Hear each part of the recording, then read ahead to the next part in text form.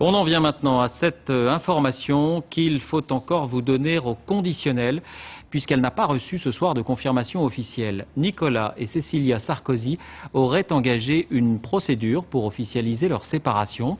Interrogé sur le sujet, l'Élysée n'a souhaité faire aucun commentaire. L'absence de Cécilia Sarkozy aux côtés de son époux depuis plusieurs semaines avait bien sûr fait naître des doutes. Ce serait en tout cas une première sous la Ve République. Véronique Saint-Olive, Sylvain Doba.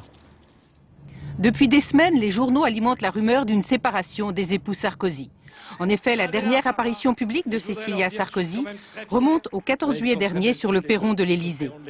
Absente de toutes les cérémonies officielles, elle est absente aussi en Bulgarie, lorsque le président s'y rend 2 mois après la libération des infirmières. Pourtant, chaque fois qu'il est interrogé, le porte-parole de l'Élysée oppose la même réponse.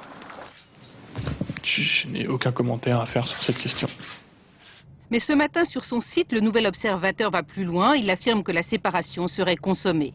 Comment est-ce que vous avez eu cette information?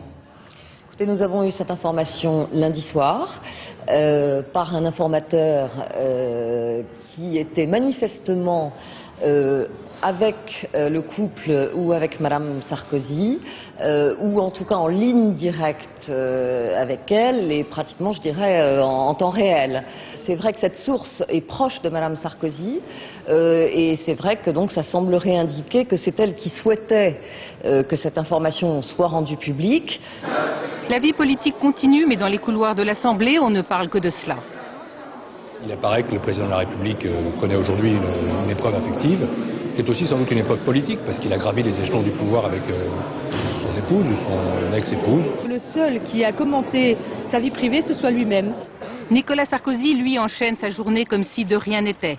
Rendez-vous avec le président irakien, puis avec le président grec.